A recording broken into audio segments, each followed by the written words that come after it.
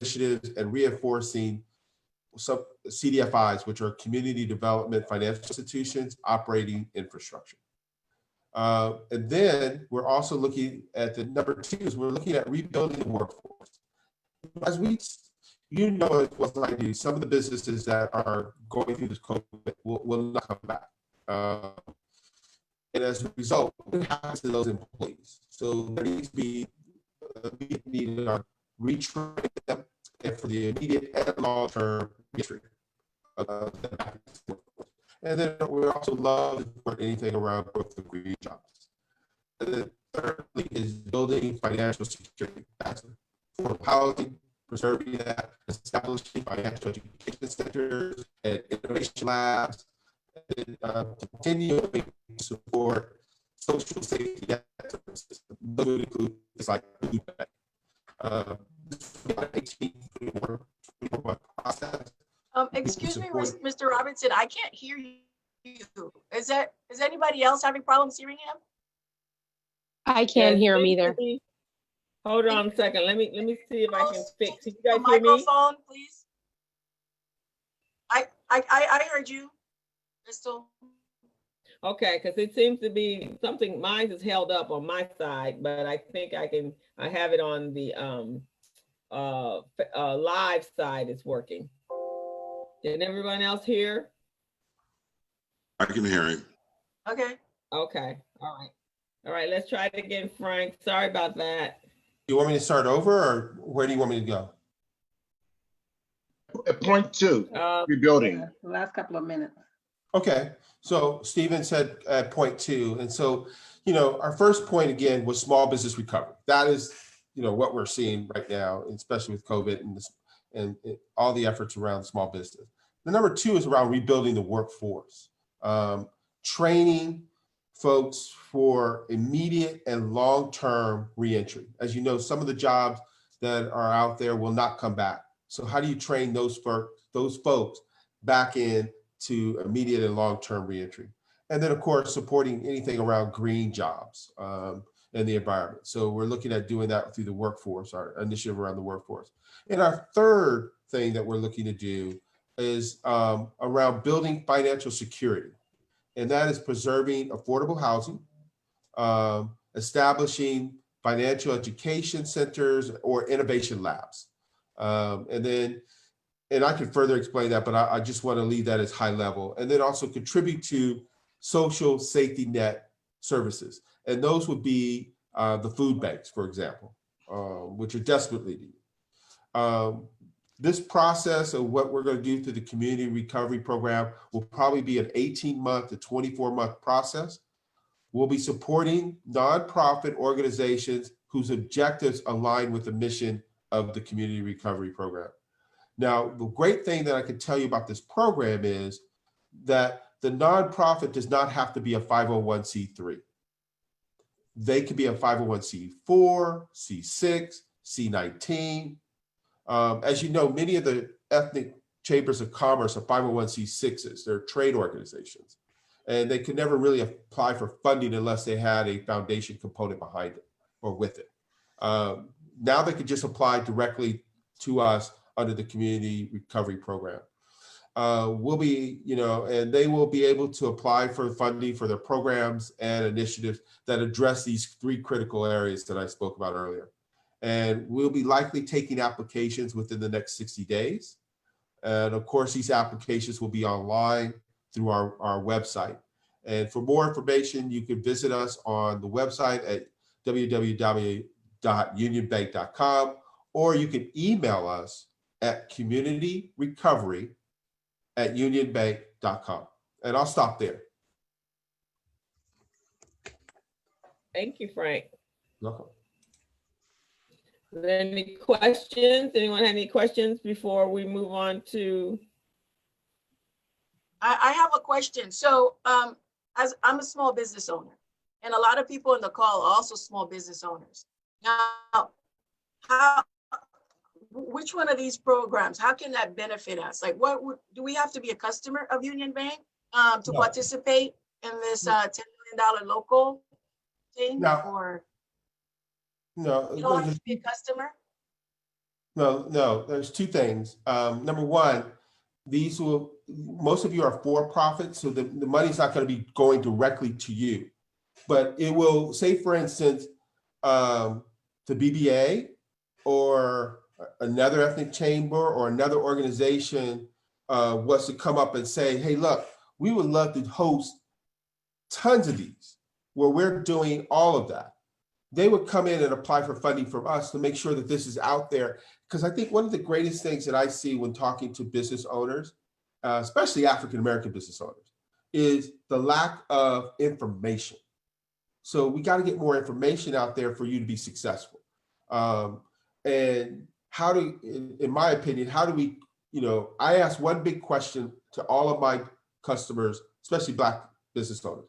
I ask them, are they an entrepreneur? And most people said, yes, I'm an entrepreneur. I said, can you leave your business within 90 days, for 90 days, and for that business to be successful? Can you leave? Go on a worldwide trip. If you cannot leave, you're not an entrepreneur. You're self-employed. I need for every Black business in this country to be entrepreneurs. Move in that direction to becoming an entrepreneur where you can leave and that business is up and running and going. So that's the objective. And maybe there's some organizations that are going to help you become entrepreneurs. Then we will fund that. And then you can see the benefits from that, whether it's the information, whether it's direct access, whether it is going in and applying for a loan that maybe a Union Bank or another bank would not approve. Maybe they have other kinds of lending sources because they do more flexible underwriting, and that would work for you. We're looking at all of those avenues. And your last question, do you need to be a Union Bank customer? Absolutely not. The program is open to everybody. We will be giving, we'll be giving money to organizations that bank somewhere else. So that's not going to be an issue whatsoever. Okay. So Brianna, I just want to make sure that we're clear on that. And then on top of that, what kind of things could they do that you could take advantage of that's going to help you? And I always tell people all the time, being self-employed doesn't mean being by yourself. You should have an army, and that army includes your CPA, your accountant, your banker, other sources. That there's a whole team that's right behind you, propelling you forward to success. So I took the Mayflower approach in answering that question, and I apologize, but I'm just passionate about this. So, if we needed to know more, do you have a website or email to share with us? Yeah, again, it's unionbank.com. So if you go on the website and then stream all the way down, you'll see corporate social responsibility. That's the department in which I work under. And then if you click on corporate social responsibility, the first thing that pops up is community recovery program. But I heard you mention that your daughter has a nonprofit? Yeah, she started it when she was 14. Okay, so she could technically, within corporate social responsibility, if she goes underneath corporate social responsibility, there is foundation support through our foundation. So she can actually apply, your daughter, because she's a 501c3, could actually apply underneath that. So I think it behooves anybody to do that. I mean, I always tell people, do business with people who do business with you. So if you got a bill from Verizon, you might want to go on Verizon's website and see where their foundation is. If you're getting something from San Diego Gas and Electric or SoCal Gas or Edison or any of those, you might want to look at their foundation to see if they can support you on their initiatives, if their mission aligns with yours. So again, there's a lot of things that you can do to be on there, but your daughter can even apply. I was just hearing you earlier, and I just wanted to throw that out there. All right, well, thank you so much. Does anyone else have any questions for Frank? Yes, I do. And Bianca, I put something in the chat box for you. Greg, also in your capacity as director of community Frank, I was talking about Greg. You're and Greg next to each other. Frank, you're also involved with Union Bank's Philanthropy Foundation. What are some of the initiatives taking place there that the minority and business community can leverage their influence to take advantage of? and what dollars are available? Well, there's a lot of things. First of all, in the first part of my speech, first part of what I spoke, I said there was a $3 million. We did that through COVID. 80% of those dollars went to diverse businesses, diverse business initiatives, not diverse businesses themselves, but went and applied to whereby we knew the outcomes were going to be helping diverse businesses, minority-owned businesses, women-owned businesses, and veteran-owned businesses. So under the foundation always looking for 501c3 nonprofits. And so they are going to be the CDFIs, where if you're looking at small business, CDFIs, they're going to be some technical assistance. So it may be the Sharon Evans of the world, it may be Axion, it may be the Renaissance Center in the Bay Area. So those are the kind of organizations, because they provide those kind of systems to get you capacity building, right? To get you where you need to be. So we're looking to support all of those kind of initiatives. And sometimes it's kind of out of the box thinking, especially on the community recovery program, out of the box thinking. Like I was mentioning earlier, an innovation lab. What is that? That is going to be partnering with a nonprofit that could probably come in and work inside of our branch to deliver products and services that we can't. And I'll give you a perfect example. One of the biggest barriers to anybody on financial wealth is credit and establishing credit. They have a product where they could do a loan for $100 at 0% interest rate with a $5 fee. You pay $17 back a month for 6 months, you immediately qualify for a $300 loan, $50 a month, 0% interest rate, $5 fee, and then you're off and going. In a year, 80% of the people that they've done this, and they've done hundreds of people through this program, 80% of the people who've gone through this, their credit score jumped over 700 because they report that. Now, no bank will ever offer a $100 loan at 0%. It's just not going to happen.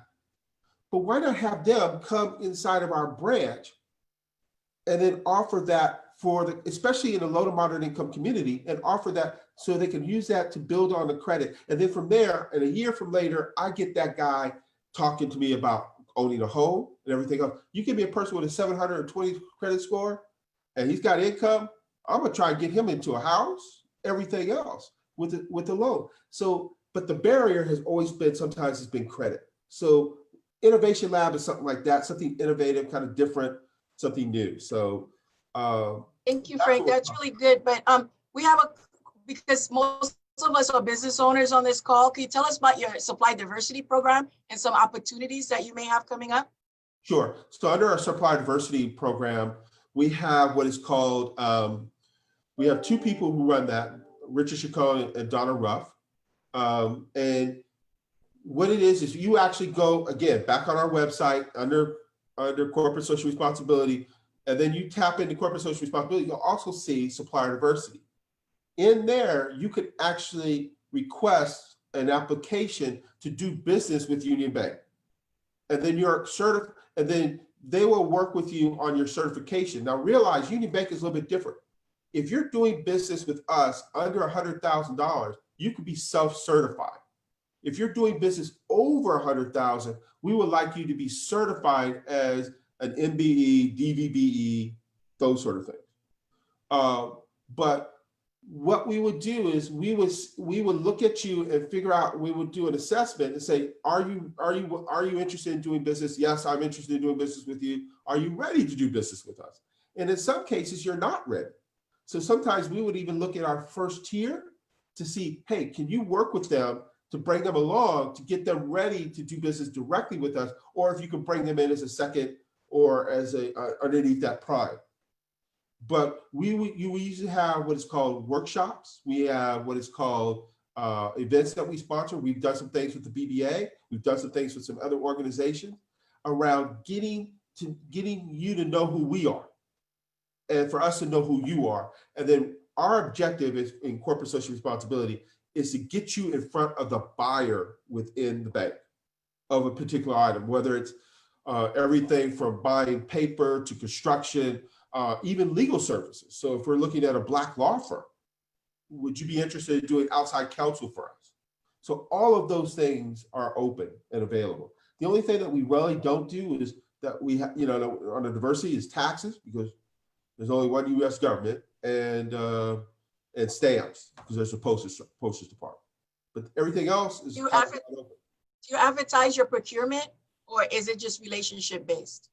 It's kind of relationship. We let you know when the RFPs are coming. We're not like the city or the state that just, broadcast, basically, here are the list and this, that, and the other. So you really do need to build a relationship and know who we are. And when we put you in that database, anything that pops up, that supplier diversity manager will be, contacting you and letting you know, hey, there's an opportunity here. Let me see about how to get you in the front door. Now, once you're in the front door, it's on you. But, we're not saying you're going to get a contract for that call, but we're going to get you in that door so you can go ahead and pitch your services. Okay, awesome. So the first step is to go in the database and register, fill out the application. And it's a one-page sheet. I mean, it's really small. And are you certified, name, address, what you do, blah, blah, blah, blah. And then you send that information, and so we could put you in the system so we know Can you share the information with us, maybe on the chat box of maybe you're one of your diversity managers that after we fill it out and we don't hear anything for a month, maybe we can call, make sure we did it correctly. Is there someone in Union Bank? Yeah, I could share that but it's just right on, and I will. Absolutely. I'll do that. Okay. Thank you very much. You're welcome. Does anyone else have any questions? Yes, I have a question. Good morning, Frank. My name is Harbour. I am small business owner.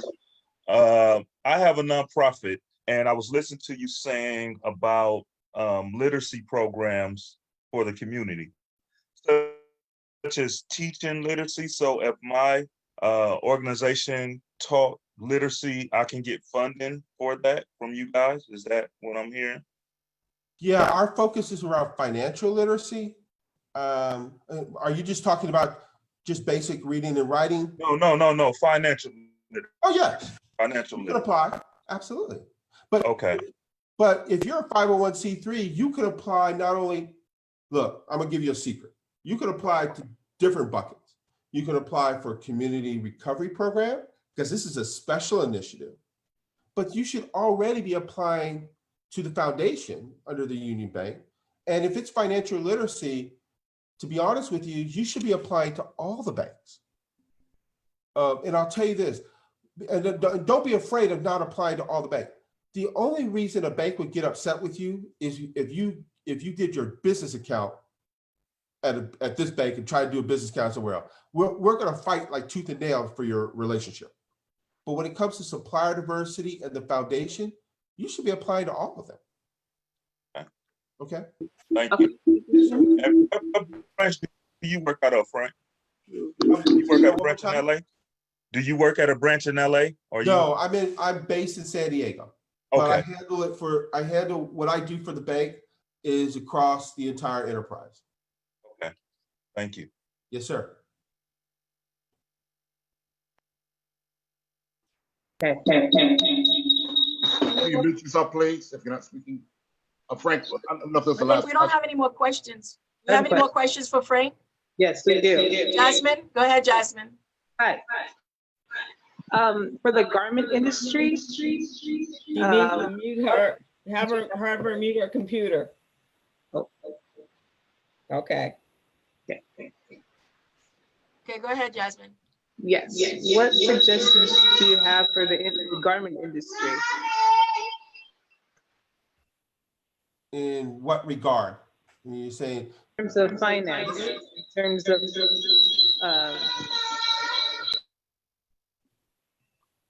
you're on mute, Jasmine. in terms of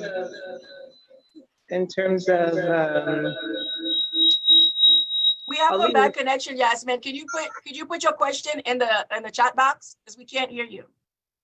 But we for little of time, we're gonna go to our next presenter.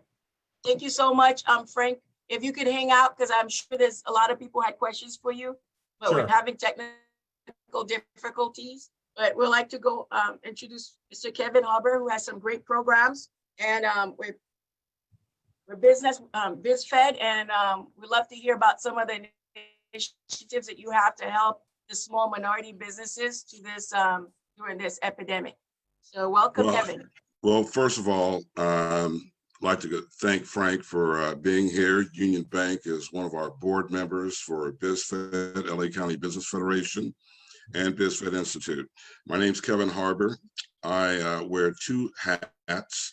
I'm the president of BizFed Institute, which is a think tank organization, and the chief development officer for LA County Business Federation, better known as BizFed. So BizFed Institute is a 501c3.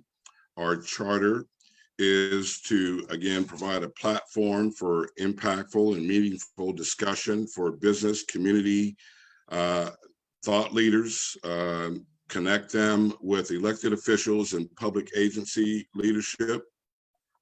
Our focus, just to make sure I set the table, we don't offer programs. What we offer is an opportunity to get involved in civic issues in terms of public policy. So what that means is that on the Biz side, we, as a part of our membership, we have over 201 business associations and chambers of commerce, and that, for all 88 cities in LA County. And that includes all vertical markets, just about every industry. And it also includes, ethnic and gender-based chambers and associations. Now, our charter on the BizFed side is to look at public policies or legislature that impact business and advocate to support or oppose it. We're more of an organization that you would join as a board member to support legislation that is impactful in a positive way for your business, or to oppose legislation that negatively impacts your business. We've been around 12 years, and we have a track record of winning over 71% of whatever we support or oppose. And what I'd really like to encourage you to do is go on our website at www.bizfed.org, and it'll give you a good snapshot of some of the things that we do and why it's important to you. And, why is it important to you? Because we deal with assembly bills like, for example, AB 664, which is expanding workers' comp. If you're a business owner, there are certain Senate bills and assembly bills that you want to investigate that you will end up being impacted by. And if you're not part of the discussion, as they say, if you're not at the table, you're on the menu. Mm-hmm. We need a better representation of the minority community. We have a lot, we do have GLAC, Greater LA African American Chamber of Commerce, with Angela Gibson and Jean Hale. We do have the Regional Black Chamber. And Frank, you mentioned Sharon Evans. Sharon Evans is the president CEO of Business Resource Group, a CDFI. She's on our board also. And Shanae Rourke, past president of National Association of Women Business Owners. So again, we need more minority participation, in particular from the African American community, because we have discussions that are going on right now, for example, on technology, on 5G rollout. Rest assured that there are members of certain communities, I'm not going to call names to create divisiveness, that make sure that technology infrastructure is available in their community. So when we have concerns about the fact that we're now, because of COVID-19, doing telemedicine, telework, telelearning, if you don't have the bandwidth in your broadband service provider, you're not going to be able to get the same value as your competitors or as other people in this county.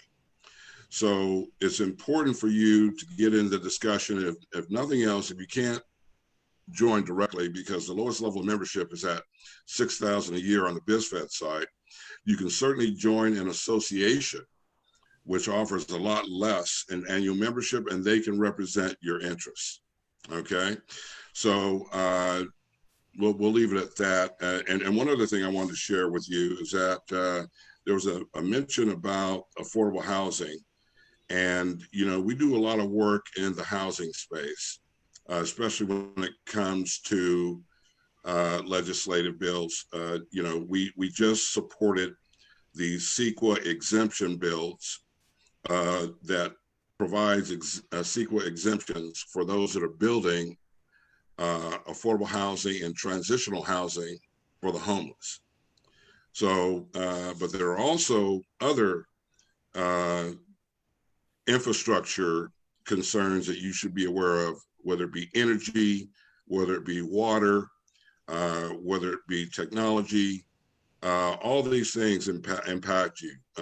Roads, surfaces, you know, all the things that you might not think about, but when it comes to your neighborhood and you're wondering why other neighborhoods begin to look better and yours remains the same, is because we don't provide a voice and get in the face of those elected officials on a county and statewide level, and even on a congressional level, that could make decisions to support the goals of your community. So that's the BizFed side. And I've been with them 3.5 years. A little background on me. I was also with Director of Corporate Strategic Relationships and Business Development for UCLA alumni. I am a Bruin. And then I spent, hey, I see some hands up there. And then I spent 7 years with Verizon, working out of Thousand Oaks with a track.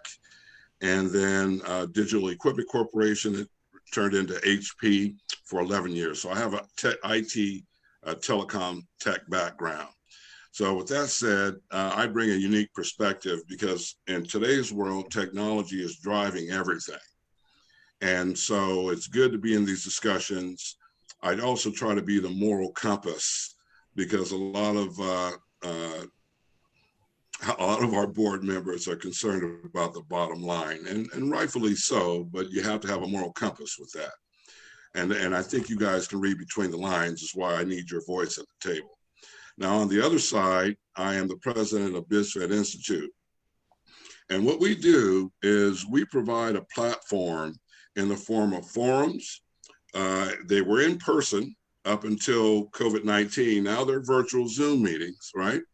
So that we can bring empirical information to discuss the issues of the day that either involve shaping the economic landscape of Southern California or your quality of life. So for example, last year, and you mentioned Ron Galperin, last year we had an energy forum. We had all the top players there, you know, not only just Edison and SoCal Gas, but also, you know, the oil and gas companies. Now, it was very interesting because there was legislation out that called for the electrification of all new building, okay? And any self-respecting chef or cook is not going to settle for electric on their stove. They want gas. So it's interesting because one of the strategies to reduce the cost for building, which leads to affordable housing on all income levels, is to be able to reduce the expenses associated with home ownership or commercial building ownership. So it's not the most exciting subject matter in the world, but it's very critical, because if you're not involved in these discussions, decisions get made that impact you, and they're going to cost you money if your voice isn't involved in the discussion. So, you know, we had also a meeting with GoBiz out of the governor's office. We did a forum on gathering of housing experts and stakeholders, transportation and infrastructure, anti-poverty. Frank talked about some of the anti-poverty initiatives and how it has to be a multi-pronged approach. You know, it's one thing to provide housing, but for people to stay in that housing, a lot of them need medical attention, whether it be physical, mental, or emotional. They need education. They need work skills development and training. There needs to be a job transition. There needs to be apprenticeship opportunities.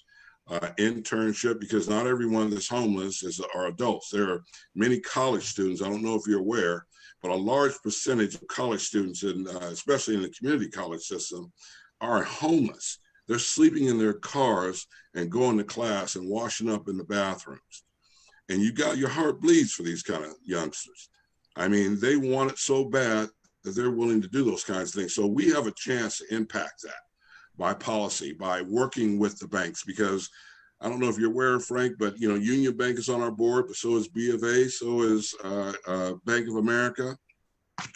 And we are trying to bring these folks together to help provide solutions in these areas. And this year we have a series of 4 regional housing work group sessions, and we're teaming with Milken Institute, a gentleman by the name of Matt Horton. He's the director of public policy and government relations over there, African-American gentleman, and Kevin Clouden, and he's the executive director, and they are committed. A lot of, they keep it under the radar, but they are committed to try to help us figure out how do we build affordable housing. So when it comes to building housing, it means building communities. And when you are able to own your home and you're able to own your business, then you are an anchor. We don't have to worry about gentrification because we can create generational wealth. The houses and the businesses provide tax bases and anchors so that schools get more money, and we can hire teachers. We have I have 2 of my sons are teachers, one middle school and one high school. And there's a big gap in African-American males in particular in education. And our sisters, they get it, all right? And the same goes for Latinos. So I don't want to get too far off subject, but the point is that all this is tied in together. And we're providing forums so that I invite the investors, I invite the elected officials, I invite the public agency leaders, I invite the people that can help us figure out how to lower the cost of building so that when we can turn the corner from this crazily expensive house, which is driving minorities out of the system, out of the city into the suburbs, getting them to be able to afford and build wealth here in the city. And then by having a presence here in the city, the local businesses have a pool of potential patrons. I hope that makes sense to people if you're seeing what I'm driving at here. So this is the work that I'm involved in. I have something very interesting coming up. Now, our future transportation is coming up on July 31st. I got Phil Washington, the president and CEO of Metro, as our keynote. I got Stephanie Wiggins, an African-American woman, the president and CEO of MetroLink. Now, so I got Metro and MetroLink. Phil Washington is African-American also. The 2 largest mass transit system providers in the county are going to be here. Then I got Stella Lee, president and CEO of BYD, the largest electric vehicle manufacturer in the country. I have Hillary Norton. She sits on the California Transportation Board. She's president and CEO of FAST. I got Uber Air, I got GM, and I got Point C for the Dodger Gondola project. So what does all this mean to you?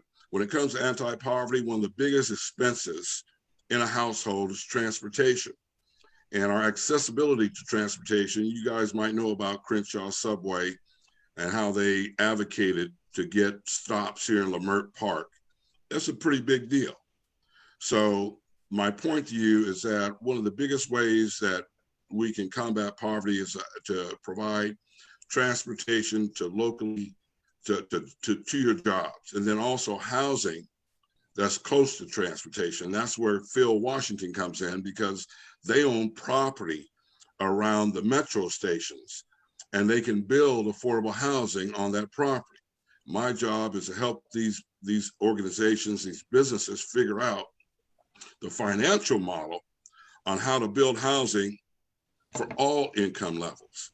And we're well on our way. So that's what we do. We also have, I have another, as a president of BizFed Institute, you sometimes, especially if you're African American, you got to spend political capital. And it was a series of meetings getting here, but I have something on the books now coming up on August 27th called Removing Barriers for Minority Business and Home Ownership. My keynote speaker is going to be Richard Rothstein. I don't know if you ever heard of him.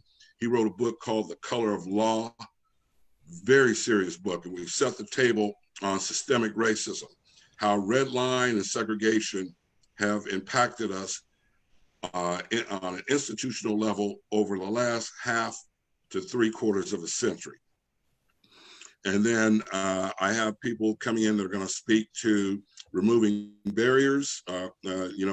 Maybe I can get Frank to come in and sit with us, or maybe Tigran Papayan, who's a VP of his organization that sits on my board. We have Reggie Webb, who owns 14 McDonald's in the Inland Empire. He's going to talk to the path to buying franchises. What he did was he said to McDonald's, you got to have franchise owners that represent the community. That's what you've got to have. You don't have that. So he's going to talk about his path to ownership. We're going to have banks there to talk about how you can lend money. You want to have procurement officers and supplier diversity officers to talk about how businesses can have access to doing business. And then we're going to have someone from GoBiz on a statewide level to talk about the public policies that need to be changed for licensing, for example, how to get licensed. So we're trying to create a path for minorities and particularly Black and brown community to own businesses, to identify revenue opportunities through procurement, and then to own homes. And again, the homes correlate to schools and education, better books, better technology, more competent teachers. We've supported curriculum equality, specifically in STEM, to make sure that we have the right curriculum in underserved areas. You guys know what that means. And because it's not there, not the same books, not the same technology, not the same teachers. So it's a wonder that we're not able to catch up and stay up. There's so many ways that we have to attack this problem. It's just not one way. I want to get us to a point where we're not waiting on the government to give us anything. We're going to take what we want because we're qualified, we deserve it, and we're qualified to get the business, and we deliver excellent work and products. That's who we are. That's our pride. I know all you entrepreneurs are proud of what you do, and we need to grow your business, and not just stay where you are, but grow it and use technology to leverage going beyond your regional, your neighborhood, to become a global deal. You guys are on Facebook. How many ads do you see from China where you're purchasing African-based products and they're being made in China? They should be made right here.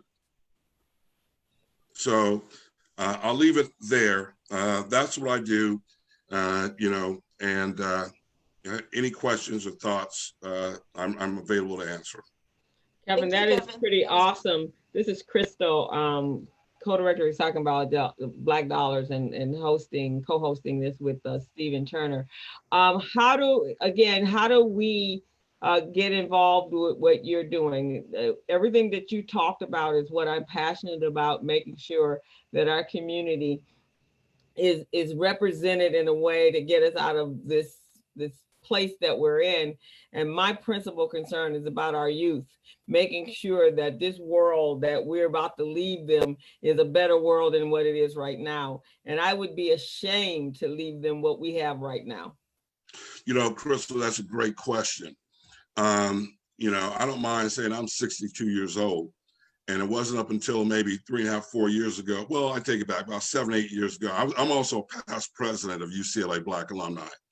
And that experience expanded my view because because of our tradition, You know, we have a very, you guys, man, I mean, we had Angela Davis on campus. We just did a social justice summit, and she was one of our panelists.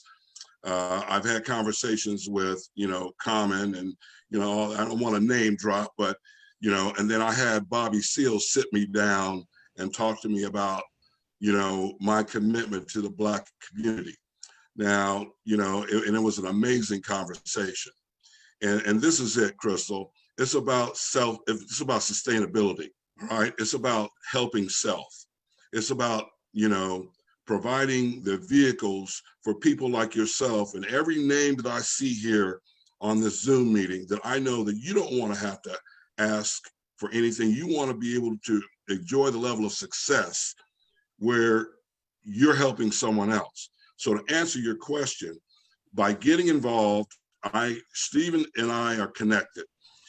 He gets information on BizFed all the time, and you know, he can, if he can do two things. If Stephen, if you can get me a list, a mailing list of everyone that's on here, I can get them on my mailing list and make sure that they're cognizant of all the things that we're doing. All right, and that way you can choose where your level of interest is. We need your voice.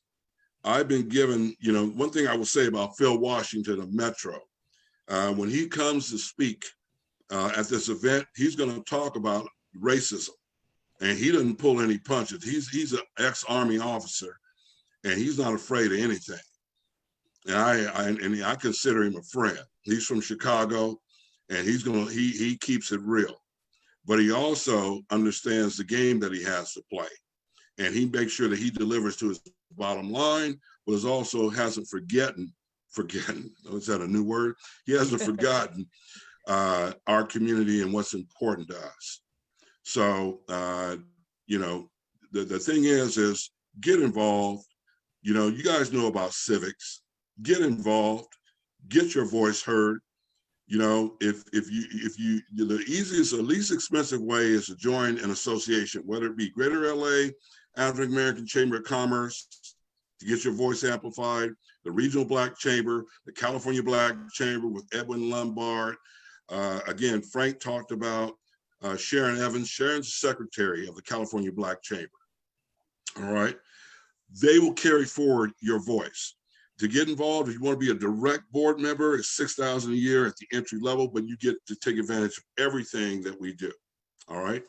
If you want to become a board member of BizFed Institute, you know, there are a few qualifications that we like to see, but because we don't have the right level of participation from my community, I will use my platform to make exceptions. I can't, you know, what I can do is this. I can even lower the $6,000 a year annual board give, okay, to maybe 50%, but then you got to provide work. For example, I got a guy, Matt Klink with California Strategies. I know he could afford it, but I'm getting the signal here. Kevin, yeah. Let me interject. Bianca for Becky had a question, and then Ms. Livingston after that. Ms. Livingston? Oh. Go ahead. But you want me to go ahead or wait? Yes, and after Bianca will take control. Okay, so my first question was, I know that BizFed was working on a small business day, and they were going to have matchmaking for the small businesses before the COVID-19.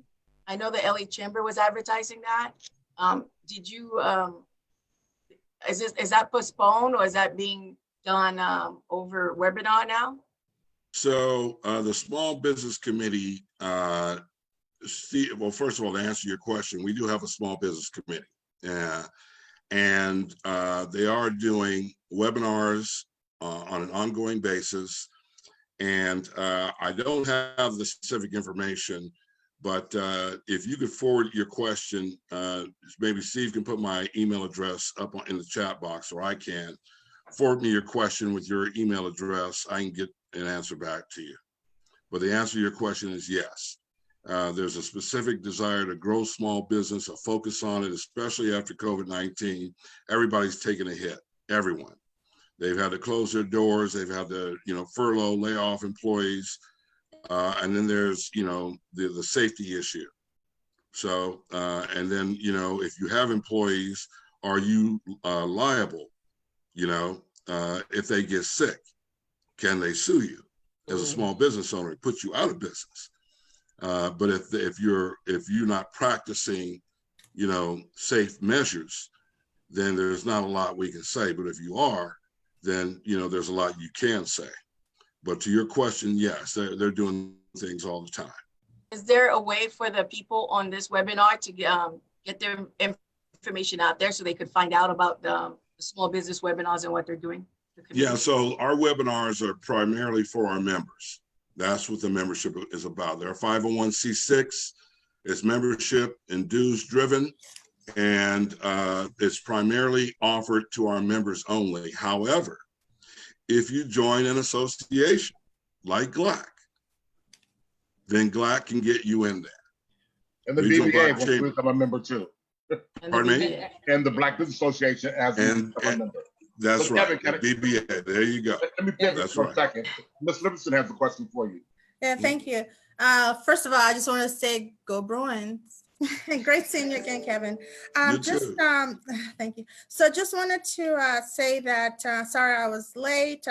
We just finished the City of Los Angeles Business Ad Hoc Advisory Committee, which I am a member to the city. And one of the updates we got was on Proposition 209. If you don't know, this is going to be on the November ballot as Proposition 16. I'm not sure if this was talked about, but Kevin, I wanted to ask you, how are you implementing this Proposition 16 ballot that's coming up in November during the election, and how are we capitalizing on utilizing this to help our community? So let me put a qualifier out there, Ms. Livingston. I'm not a policy manager. I'm not the chief advocacy officer. My job is to bring money in the door. I'm the chief development officer. Now, in order to do that job effectively, I got to know about the policies, right? Because that's why people invest. So to answer your question, is Prop 209 is being, this whole thing is being headed up by one of my fraternity brothers, Kappa Alpha Psi, Mike Gibson. Okay. And I am on this because it also has a lot to do with, you know, the issue around school admissions.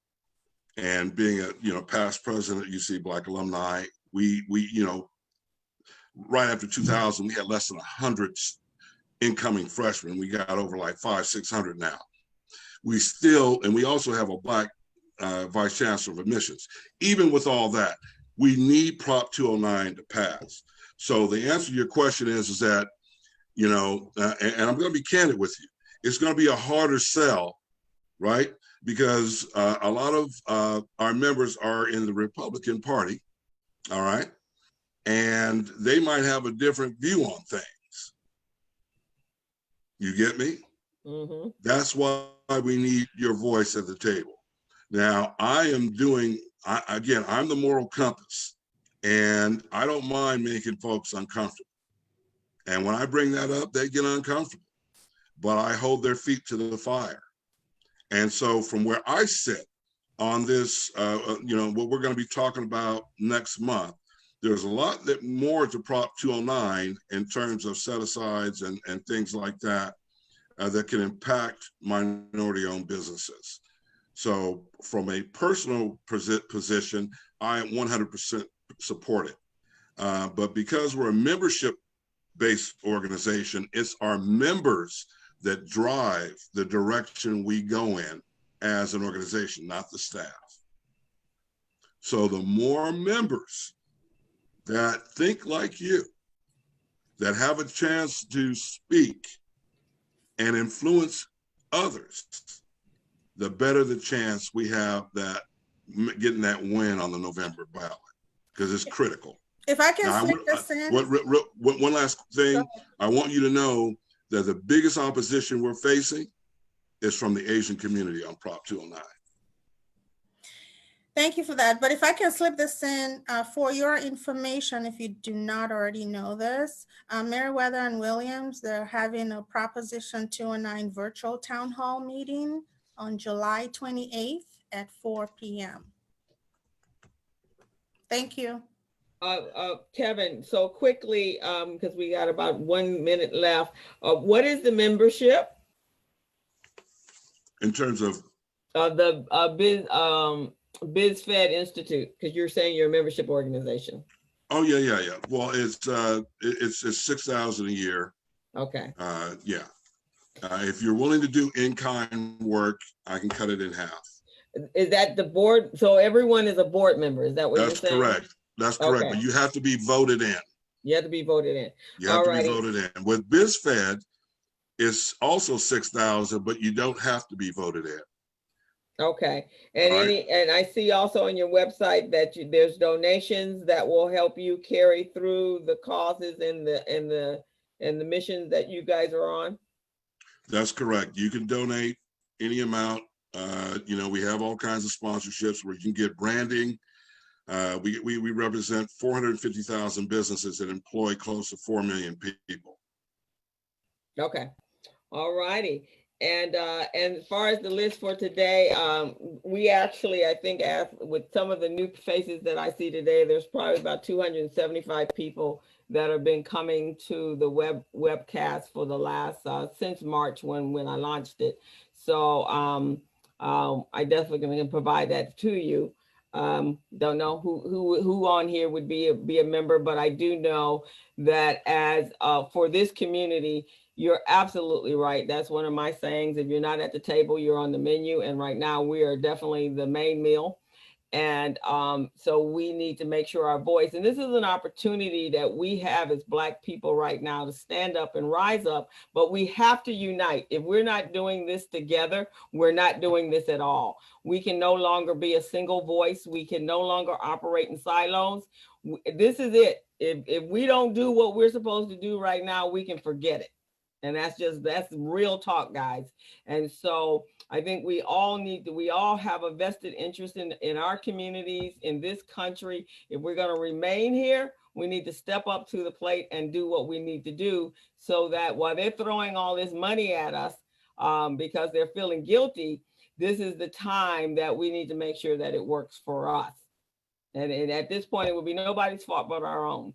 So Stephen, Kevin, we were going to get your information in the chat room, or Stephen, are you going to provide? I put Kevin's information in the chat room. Also, I'd like to thank everyone on behalf of the Black Business Association, which is celebrating their 50th year, for being online. And to close out, I'd like to give Mr. Frank Robinson the last comment.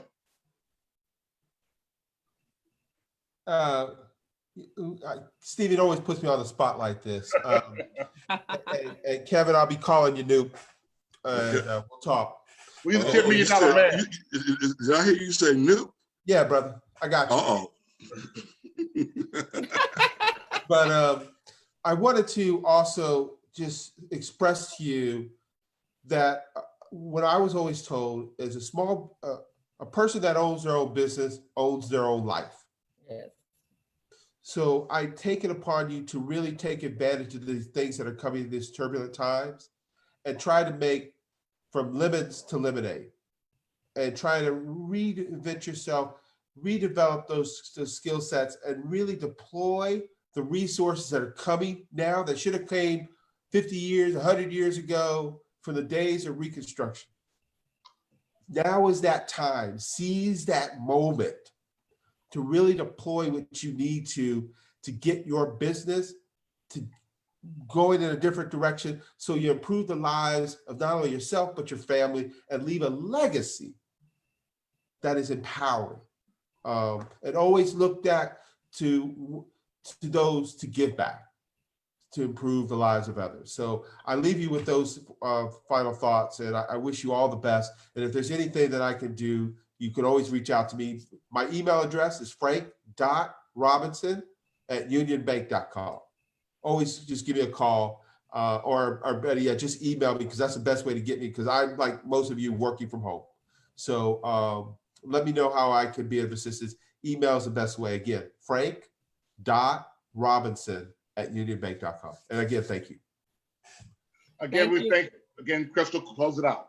Okay, thank you guys so much for coming out again. We'll be back next week. If there's anyone here that wants to do some business coaching with young people, I need as many as I can collect once the kids start writing their business plan. You can email me at cmitchell544@gmail.com. Again, that's cmitchell554@gmail.com. I have 35 amazing young people that are excited about being their own business owner, but they need our help. So the last 10 days of this month, they will be needing assistance, and we're looking to get at least 100. We have 45 business coaches right now. We're looking to have at least one-on-one for each one of the kids throughout this to finish out their business plan.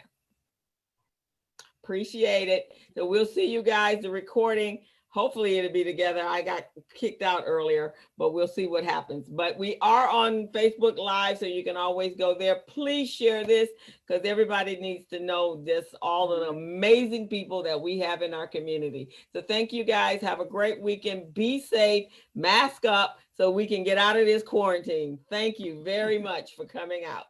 Bye-bye. Thank you. Thank you.